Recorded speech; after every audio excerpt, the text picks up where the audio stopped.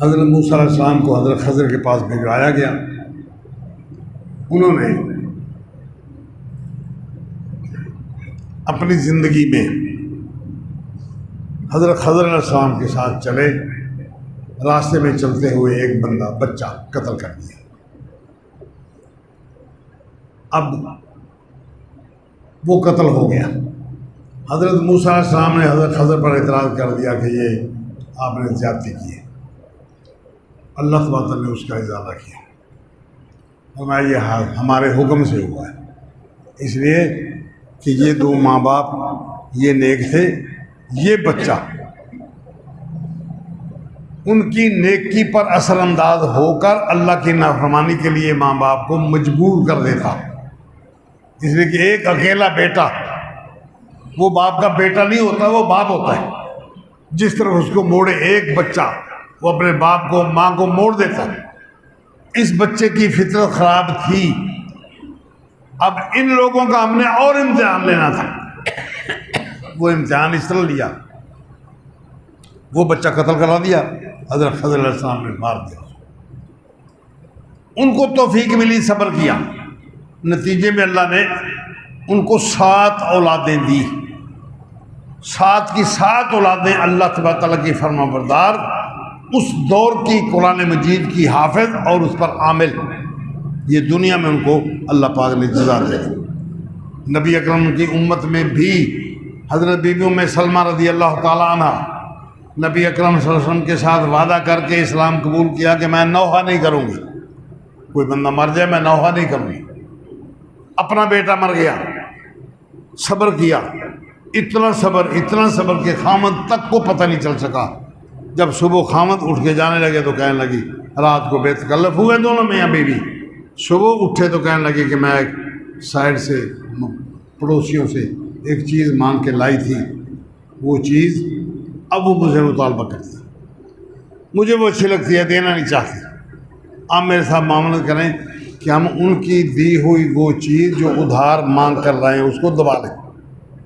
انہوں نے کہا کیسی سوچ ہے تیری؟ ایک انہوں نے ہم پر احسان کیا، دوسرا ان کے احسان کا بدلہ ہم یہ دیں ان کو کہ ان کی چیز دبا لیں.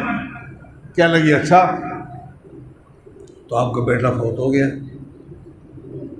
آپ اس کے کفن دفن کا بندوبست کریں. نبی صلی اللہ علیہ وسلم کی خدمت میں جا کر انہوں نے شکوہ کیا کہ دیکھو ام سلمہ کا یہ حال، گھر میں لاشا پڑا ہے، اس کو اچھا کھانا پینا سوجا ہے، رات کو بے تکلف ہوئی ہے اور صبح مجھے اطلاع دے رہی ہے کہ بچہ فوت ہو. آپ صلی اللہ علیہ وسلم نے دعا مانگی اللہ تمہاری اس رات میں برکت عطا کرے. محدثین نے یہ احادیث نقل کرنے کے بعد، یہ واقعات نقل کرنے کے بعد یہ واضح کی ہے بات کہ اس مستور کے اس معاہدے کے ساتھ کہ اس نے اللہ کے رسول کے ساتھ معاہدہ کیا تھا کہ میں نوحہ نہیں کروں گی. اپنا لخت جگر فوت ہو گیا ہے، نوحہ نہیں کیا. اللہ نے اس کا نقد بنقد بدلہ دے دیا کہ وہ بچہ لے لیا. اس کے بعد وہی 7 اولادیں جو بنی اسرائیل میں ایک بندے کا واقعہ تھا، وہی 7 اولادیں قرآن مجید کی حافظ، 7 کی 7 اپنے اپنے وقت پر قرآن لکھ کے آ گئی. اور عالم پھر عامل، یہ اللہ پاک نے دنیا میں اس جوڑے کو یہ نتیجہ بخشا.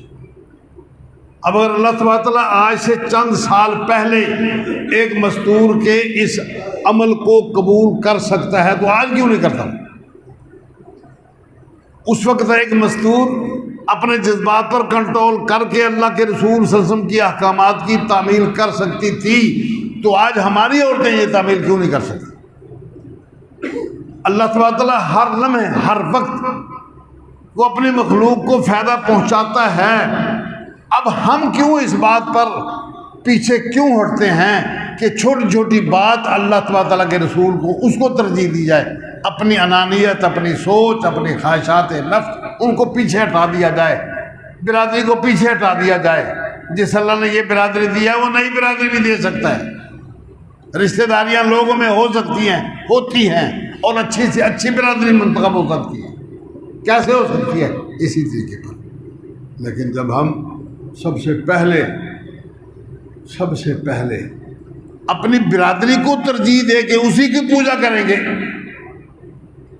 تو بچیاں بھی ایسی ملیں گی. نبی اکرم صلی اللہ علیہ وسلم نے فیصلہ کر لیا کہ حضرت زید رضی اللہ تعالی عنہ یہ غلام ہیں، اگرچہ پیچھے وہ سردار تھے، اپنی قوم کے سردار کے بیٹے تھے، یہاں غلامی کا ٹکا لگ گیا، غلام ہو کے بیچتے بکاتے اللہ کے رسول کی خدمت میں آ گئے۔ اب نبی اکرم صلی اللہ علیہ وسلم نے ان کا نکاح تجویز کیا اپنی پھوپھی زاد بہن حضرت زینب رضی اللہ تعالیٰ عنہ کے ساتھ۔ حضرت زینب کی اماں نے انکار کر دیا، ابا نے انکار کر دیا، بھائیوں نے انکار کر دیا، برادری نے انکار کر دیا۔ اللہ سبحانہ وتعالیٰ نے زبردستی حکم دیا، ما کان لبشر، کسی انسان کو یہ حق نہیں پہنچتا، اذا قضى اللہ ورسولہ امرا، جب اللہ تعالیٰ اس کا رسول کسی کام کا فیصلہ کر دے، ان یکون لہم الخیرۃ من امرہم، کہ ان کو اپنے معاملے میں اپنی مرضی سے کچھ کر لینے کا اختیار باقی بچ جائے۔ اب وہ مجبور ہو گئے، رشتہ ہو گیا۔ کچھ عرصے کے بعد حضرت زید رضی اللہ تعالیٰ عنہ نے اپنے بیوی زینب، نبی صلی اللہ علیہ وسلم کی پھوپھی زاد بہن زینب رضی اللہ تعالیٰ عنہا کو طلاق دی۔ نبی صلی اللہ علیہ وسلم روکتے رہے کہ نہ دو طلاق، پسند نہیں تھی، نہ دو طلاق، لیکن وہ کہتا یا رسول اللہ نہیں، میرے اختیار میں اب نہیں رہا، میں اس عورت کے ساتھ اب نہیں رہ سکتا، طلاق دے دی۔ زوجنا کہا، ہم نے تیری شادی اس عورت کے ساتھ کر دی، تیری شادی اس عورت کے ساتھ کر دی۔ اس عورت نے اپنے خاندان کو چھوڑ کے، ماں باپ کو چھوڑ کے، مجبوراً نہیں صحیح، اللہ اور اس کے رسول کی بات مانی، زید رضی اللہ تعالیٰ عنہ کے ساتھ شادی کر لی۔ اللہ پاک نے اس کا بدلہ کیا دیا کہ جب زید نے اس کے ساتھ نباہ نہ کر سکی، وہ اس لیے کہ اس کے ذہن میں یہی بات تھی کہ میں اعلیٰ خاندان کی عورت ہوں، اگرچہ وہ بھی اصل اعلیٰ خاندان کا تھا، لیکن عارضی طور پر اس پر یہ ٹھپا لگ چکا تھا کہ یہ غلام ہے، وہ نیچ خاندان کا بن چکا تھا، لوگوں کے ذہن میں یہ بات آ چکی تھی، وہ اس اپنے خامد کو وہ مقام نہ دے پائی۔ نتیجہ اللہ پاک کی بات کو اس نے مان لیا، مجبوراً ہی مان لیا۔ اللہ تعالیٰ نے اس کا بدل دیا کہ جب زید نے اس کو طلاق دے دی تو وقت گزرنے کے ساتھ ساتھ اللہ تبارک و تعالیٰ نے نبی اکرم صلی اللہ علیہ وسلم کے ساتھ اس کی شادی کر دی۔